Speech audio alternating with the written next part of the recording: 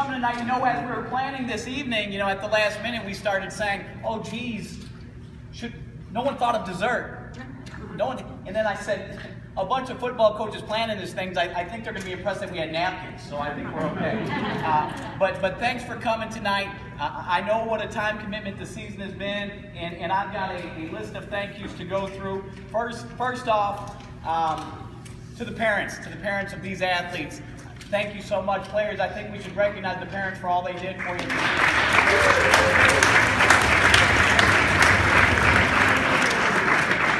Whether it comes to the simple act, it's the sometimes not so simple act of getting you a ride. I know practices run late, practices don't always end at the same time. That can be challenging. Keeping the dinner warm for the players as they're coming home late. Buying a fundraiser card. Putting together the team dinners. I know the sophomores had team dinners every home game, and we were fortunate enough to have a team dinner during homecoming. All of you who had any hand in that, thank you so much for all your efforts this season.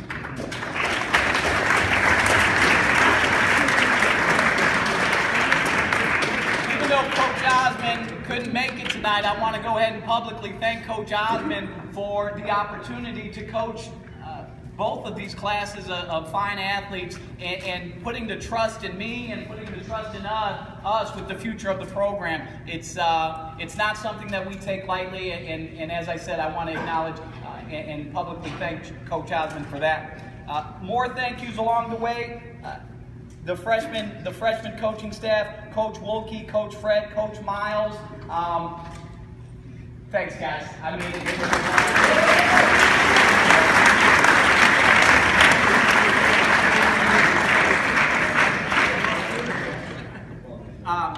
I see people around town, I talk to parents, I know a lot of you, and people come and they come with the praise, you know, and I deflect that praise because it's the players that are doing it, and I know that Coach Miles and Coach Fred, you don't average over 10 yards a carry without a line.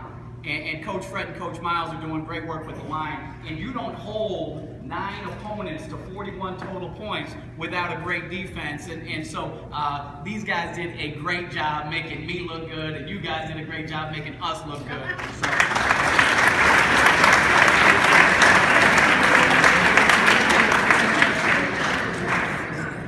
Mr. Natrop. What a relief that I didn't have to compile stats this year. He claims he likes it, but I saw that booklet. I saw a lot of tears. I didn't see a lot of joy in there. But thank you, Mr. Natrop. Every single player is going to get a stat packet today, and know that I made the cover page, but Mr. Natrop did everything else. And what a tremendous relief for me. Saved me a ton of time, and he did a far better job than I could have done. Thank you, Mr. Natrop.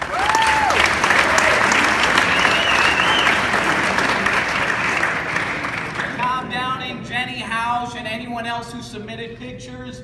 Those were always fun on a Saturday afternoon, Sunday afternoon, checking those out. I'm sure you guys enjoyed them as much as I did. Thank you to those.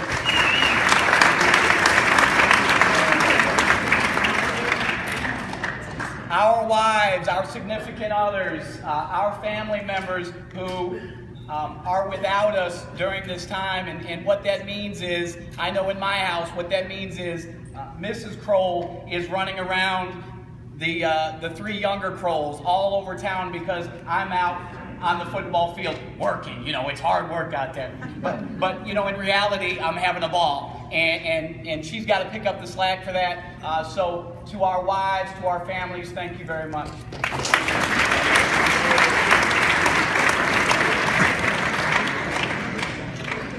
And one final thank you, you guys, the freshman players. We had a blast. It was fun. Thank you for allowing me to be your coach, allowing us to be your coaches. I said that last Thursday night, and I mean it. You guys were great. I really enjoyed it. Thank you.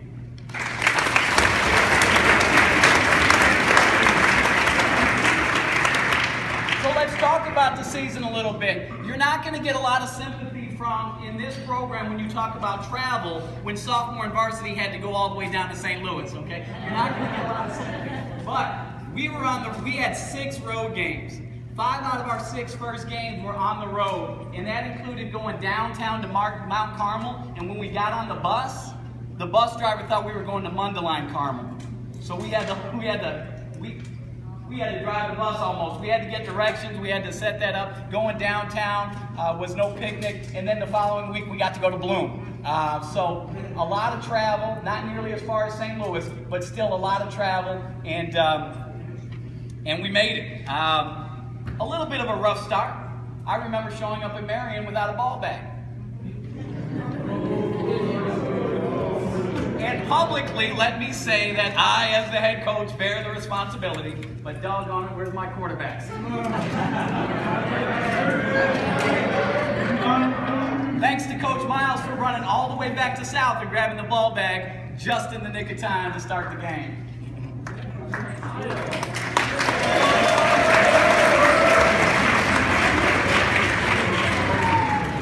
Things got better after that. We shut out 5 of our first 6 opponents, gave up 7 points in 6 games. Coach Wilkie is upset that he averaged giving up more than 1 point a game over the first 6.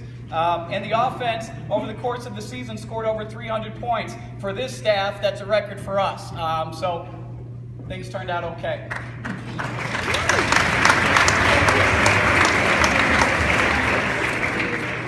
When we started, we had these conversations. We really didn't know what we had. It's not like we had a bunch of 6-foot-tall, 200-pound guys that we said, that guy's a lineman, that guy's a lineman, okay? But what we did have is a lot of hard workers, and we had decent size, but we had hard workers. We had guys who were coachable, and lordy, did we have some speed. And we used it, and I think we used it, or we tried to use it as best we could, and we always preached to the guys getting better every week. And now that we played our 9 freshman games, we still need to continue to get better every week, like Coach Muha said, and that happens in the weight room. That happens by getting together, building that camaraderie. Just because the season's over doesn't mean we can't be running routes together and going over the playbook and things like that. What a finish to the year. Our closest game was our last game, and let me just say that I prefer the blowouts. Okay? My cardiac kids, the sophomore class, who won 3 games in 12 days, all in the last possession, I didn't miss that. I mean, that was thrilling. It was thrilling. But I liked the blowouts. I liked putting it on cruise control, and I thought that's where we were heading against Cary. It was 19-0, and I was starting to think, I gotta admit, I was not in the moment. And before you know it, it's 19-12. But we held them off. We made one more play, and we finished the season 9-0. So that was fun.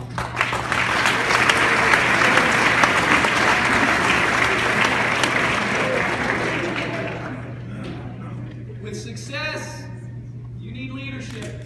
And I've got a group of leaders, 43 players, all with leadership qualities. But I want to recognize at this point the gentlemen that were elected captains at the beginning of the season. Our 7 permanent captains. Please stand up if you recognize.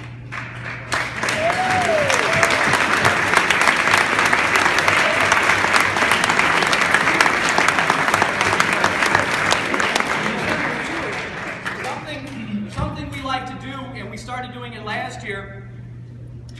Every week, we like to name an honorary captain. You might have noticed that we line up in 8 lines, and we've got 7 permanent captains.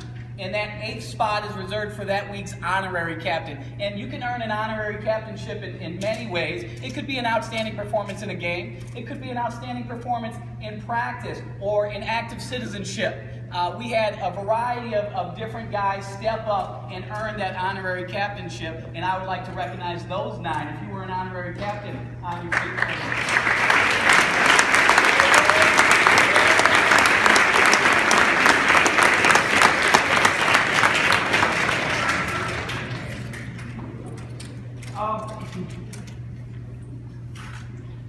So there was that form of leadership, and then there was some statistical leadership. Thanks to Mr. Natrop and his outstanding stat package, and the fact that we've got so many old balls that we're just going to throw away, we decided to honor a few of these individual efforts this year. So what do we have first?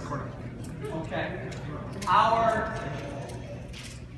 leading passer this year, with 3 passing touchdowns and a total of 297 yards receiving, People criticize me because I don't throw the ball a lot, or I don't call out a pass. But when you're averaging over 10 yards a carry, why would you throw the ball, okay? And perhaps my biggest critic in play calling is our leading passer, Devin Cornell.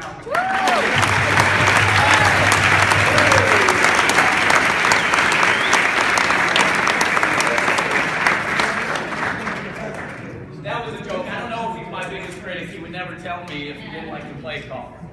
Okay. Our leading rusher on a team full of great running backs. And that's something we noticed right away. We probably had 4 guys that could have been a starting running back anywhere else in the conference. But this guy hadn't played football, organized football before, and he has turned into quite a freshman running back, and I'm very excited to see what he can do in the future. Our leading rusher with 977 yards. If I knew that, I would have given him a couple more carries. 977, 12.2 average, 11 touchdowns, Will Horn.